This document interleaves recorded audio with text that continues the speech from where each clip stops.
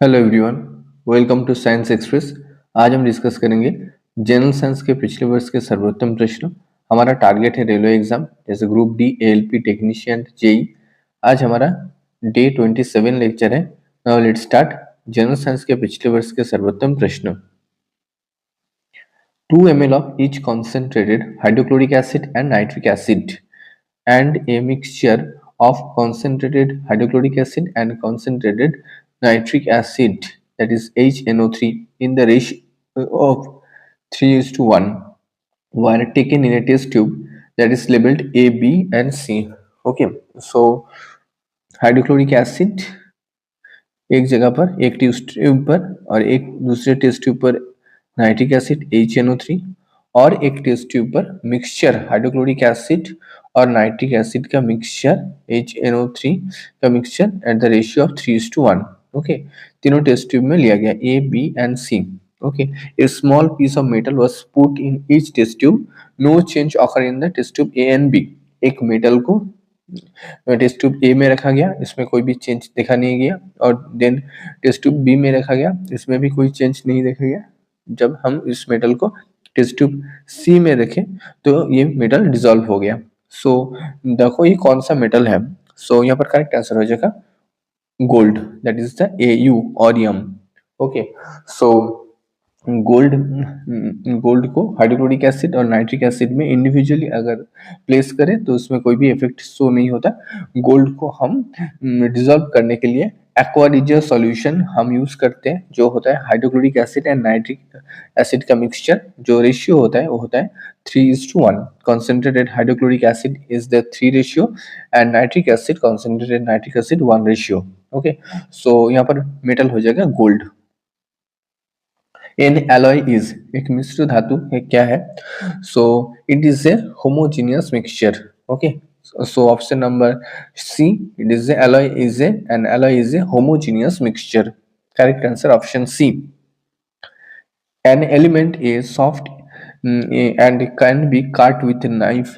And this is very reactive to air and cannot be open air, cannot be kept in open air. It reacts vigorously with water. Identify the element among the following। ऐसा metal जो soft है, जिसको हम चाकू से भी काट सकते हैं, इसको हम ओपन एयर में नहीं रख सकते, एंड अगर हम वाटर में रखे तो ये vigorously रिएक्ट कर जाएगा। So name of the metal is the sodium. Okay, name of the metal is the sodium. इसका लैटिन नेम है नेट्रियम। ओके, इसका जो सिंबल होता है Na, इसका एटॉमिक नंबर होता है 11। सो correct answer is sodium. Which one is an oil yielding plant among the following? निम्नलिखित में से कौन सा एक तेल उत्पादक एक प्लांट है?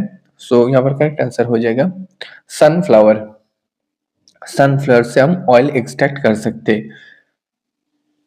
Which one is not a source of carbohydrate? कौन सा कार्बोहाइड्रेट का स्रोत नहीं है? सो करेक्ट आंसर हो जाएगा यहाँ पर ग्राम, ये प्रोटीन का सोर्स है। ओके, सो राइस ये कार्बोहाइड्रेट का सोर्स है, मिलेट्स ये भी कार्बोहाइड्रेट का सोर्स है, सोरगम ये भी कार्बोहाइड्रेट का सोर्स है। So which one is not a source of carbohydrate? That is a gram. इसको हम प्रोटीन के सोर्स के नाम से जानते हैं। Find out the wrong statement from the following. निम्नलिखित में से कौन सा स्टेटमेंट रॉन्ग है? सो यहाँ पर करेक्ट आंसर हो जाएगा white revolution is mean for increasing milk production. हाँ, ये ऑप्शन करेक्ट है। Blue revolution is mean for increasing fish production, ये भी ऑप्शन करेक्ट है। Increasing food production without compromising with the environmental quality is called sustainable agriculture, ये भी option correct है। सो यहाँ पर हो जाएगा नन ऑफ द अबव। निम्नलिखित में से जो ऑप्शन दिया गया कोई भी ऑप्शन रॉन्ग स्टेटमेंट नहीं है। सो यहाँ पर सारे ऑप्शन करेक्ट है। सो आंसर हो जाएगा none of the above. Poultry fowl are susceptible to the following pathogens. Poultry fowl कौन से पैथोजन में ससेप्टेबल होता है? सो यहाँ पर करेक्ट आंसर हो जाएगा poultry fowl are mainly susceptible to virus, bacteria, fungi. So all of the above correct answer हो जाएगा poultry fowl are susceptible to the following pathogens, that is the virus, bacteria and fungi, all of the above. Which one of the following fishes is a surface feeder? निम्नलिखित में से कौन सा मछलियां सतह feeder है, ऊपर से जो वाटर लेवल के ऊपर से खाने को एक्सेप्ट करता है? सो Which one of the following is a surface feeder? Correct answer हो जाएगा कतलास। ओके, कतला फिश जो होता है वो सरफेस फीडर होता है। Which one of the following nutrient is not available in fertilizer? Fertilizer में कौन सा न्यूट्रिएंट अवेलेबल नहीं होता है? सो करेक्ट आंसर हो जाएगा आयरन। नाइट्रोजन अवेलेबल होता है, फॉस्फोरस भी होता है, पोटेशियम होता है, आयरन अवेलेबल नहीं होता है। Which one of the following nutrient is not available in fertilizer? That is the iron. Preventive and control measure adopt for the storage of grains include. सो अनाज के भंडार के लिए control measure adopt for the storage of grains include, that is the यहाँ पर हो जाएगा strict cleaning, proper disjoining and fumigation. So correct answer all of the above. Preventive and control measures adopt for the storage of grains include strict cleaning, cleaning करना जरूरी होता है, proper डिसजॉइनिंग, अगर एक जगह पर किसी कारणवश तो कोई भी इन्फेक्शन या फंगस इन्फेक्शन हो जाए तो दूसरी जगह पर ये ना जा सके, इसीलिए प्रॉपर डिसजॉइनिंग एंड फ्यूमिगेशन। सो यहाँ पर ऑप्शन हो जाएगा all of the above. The atmosphere of the earth is heated by radiation which are mainly. So atmosphere of the earth is heated by radiation which are mainly. So correct answer हो जाएगा यहाँ पर that is the re-radiated by the land and water. Okay, यहाँ पर correct answer हो जाएगा re-radiated by the land and water. Atmosphere of earth is heated by radiation which are mainly re-radiated by land and water. If there were no atmosphere around the earth, the temperature of earth will. So अगर किसी भी जगह पर कोई भी there is a no atmosphere around the earth, the temperature of the earth will increasing during the day and decreasing during the night. Okay, temperature होगा जो दिन में इंक्रीज हो जाएगा और रात में क्या होगा, डिक्रीज हो जाएगा। ओके, सो अगर एटमॉस्फेयर प्रेजेंट ना हो तो one of the following factors does not lead to soil formation in nature. निम्नलिखित में से कौन सा ऐसा फैक्टर है जो सॉइल फॉर्मेशन में हेल्प नहीं करता है? सो यहाँ पर हो जाएगा पॉलीथीन बैग्स। ओके, ये इसका कोई रोल नहीं होता है सॉइल फॉर्मेशन में। The two forms of oxygen found in the atmosphere are, oxygen के दोनों फॉर्म एयर में पाए जाते हैं, इसमें कौन सा है?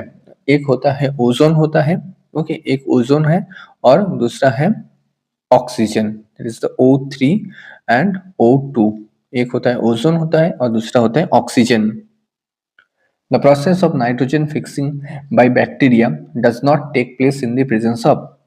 So जो नाइट्रोजन फिक्सिंग बैक्टीरिया है, the process of nitrogen fixing bacteria does not take place in the presence of. Nitrogen fixing bacteria है जो किसके उपस्थिति के कारण काम नहीं कर सकता है। सो करेक्ट आंसर हो जाएगा यहाँ पर elemental form of oxygen. Okay, the process of nitrogen fixation by bacteria does not take place in the presence of elemental form of oxygen. The nitrogen molecules present in air can be converted into nitrates and nitrites by. So यहाँ पर correct answer हो जाएगा a biological process of nitrogen fixing bacteria present in the soil.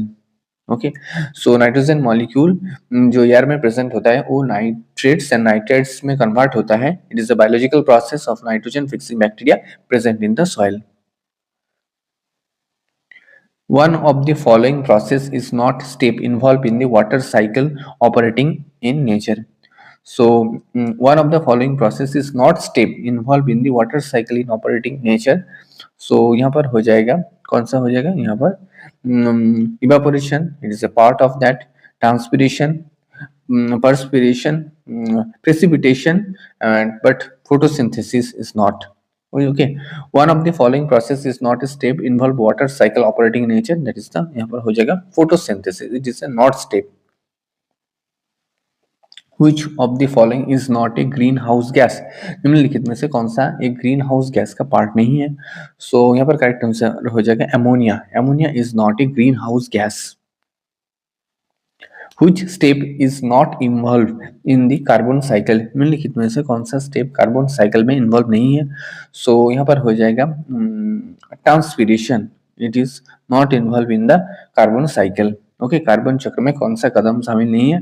That is the transpiration, it is not involve in the carbon cycle. Ozone hole means, ozone hole को हम कैसे define कर सकते हैं? That is the, यहाँ पर हो जाएगा thinning of ozone layer, that is called ozone layer, thinning of the ozone layer. Ozone hole को हम, ओजोन को मेजर करते हैं डॉप्सन यूनिट से। ओके, इसको हम मेजर करते हैं डॉप्सन यूनिट से। सो यहाँ पर करेक्ट आंसर हो जाएगा option number B, thinning of the ozone layer. Ozone layer is getting depleted because of, ozone layer day by day depleted हो रहा है, इसका कारण क्या है? सो यहाँ पर ऑप्शन हो जाएगा option C, that is the excessive use of man made compounds containing both fluorine and chlorine. Okay, excessive use of man made compounds containing both fluorine and chlorine, this is the cause of ozone layer depletion day by day. Which of the following is a recently originated problem of environment? So निम्नलिखित में से कौन सा एक recently originated problem है environment में? So ozone layer depletion, it is also one of them. Greenhouse effect ये भी है and global warming ये भी है. So यहाँ पर correct answer हो जाएगा all of the above. Okay, so ozone layer depletion, greenhouse effect and global warming all are recently originated problem of environment. When we breathe in air, nitrogen also goes inside along with oxygen. What is the fate of this nitrogen? जब हम air को breath के साथ, oxygen के साथ साथ nitrogen भी body के अंदर लेते हैं, तो नाइट्रोजन का फेट क्या होता है? It comes out with the carbon dioxide during the exhalation. Okay, ये कार्बन डाइऑक्साइड के साथ साथ बाहर बॉडी से बाहर चले आते हैं. So it comes out with the carbon dioxide during exhalation. Top soil contain the following, top soil में कौन सा चीज प्रेजेंट होता है? सो करेक्ट आंसर हो जाएगा humus, living organism and soil particle. Okay, top soil में प्रेजेंट होता है ह्यूमस, प्रेजेंट होता है लिविंग ऑर्गेनिज्म, प्रेजेंट होता है और सॉइल पार्टिकल्स भी प्रेजेंट होता है. Major source of mineral in a soil is the, so it is the major source of mineral in a soil, soil में जो मिनरल प्रेजेंट होता है उसका मेजर सोर्स क्या है?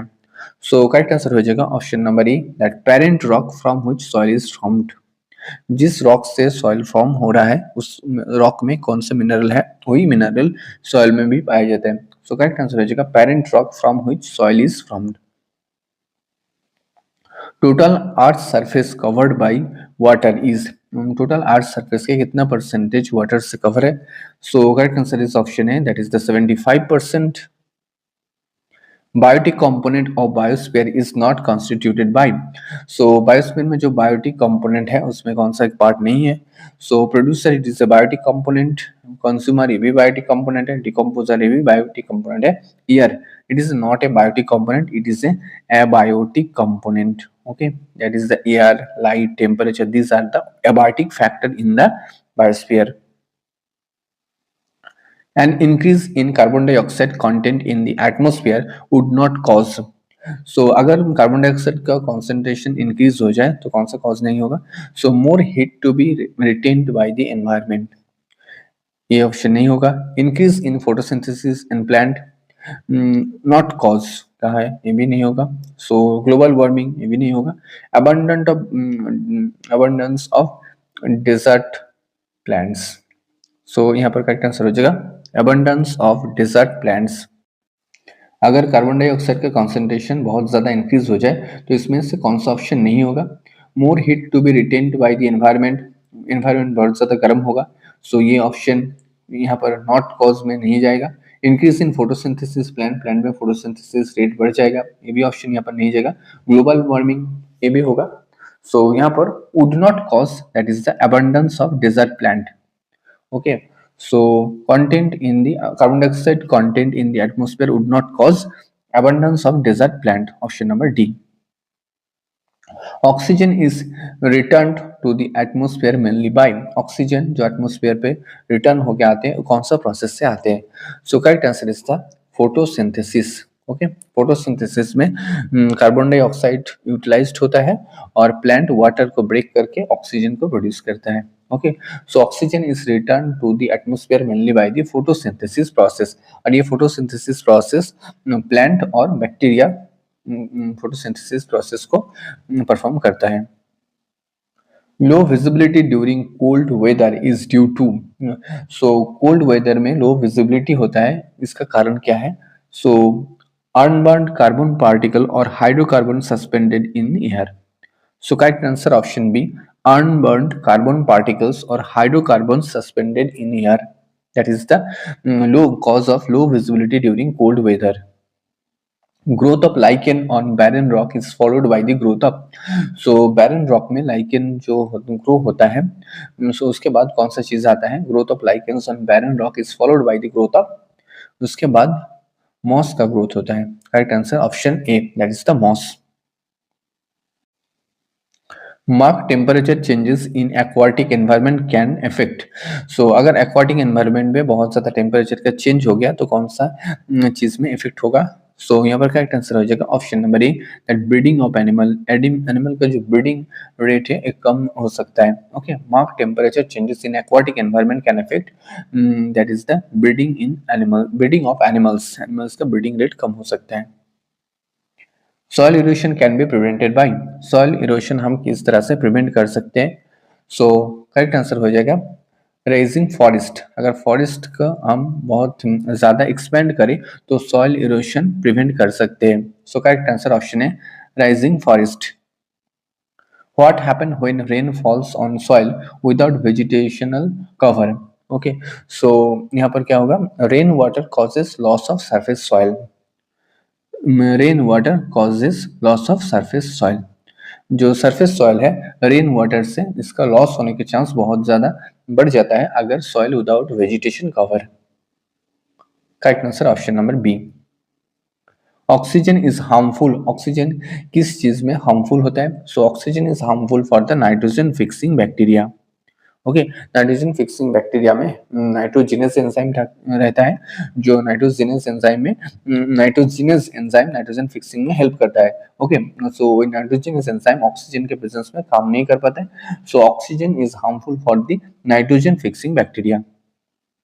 The acid in gastric juice is, so gastric juice में कौन सा एसिड पाया जाता है। So name of the acid is hydrochloric acid, that is the HCl, जो हमारे फूड के डाइजेशन में हेल्प करता है और हमारे फूड के साथ कोई भी अगर जर्म्स पार्टिकल हमारे स्टोमक में आ जाए तो उसको भी किल करने में हाइड्रोक्लोरिक एसिड मदद करता है। सो acid in gastric juice is the hydrochloric acid. What is the unit of astronomical distance, जो एस्ट्रोनॉमिकल डिस्टेंस होता है, खगोलीय दूरी की इकाई क्या होता है जिससे हम एस्ट्रोनॉमिकल डिस्टेंस को मेजर करते हैं। So correct answer is the light year, correct answer is the light year. Okay, thanks for watching, don't forget to subscribe science express, thank you.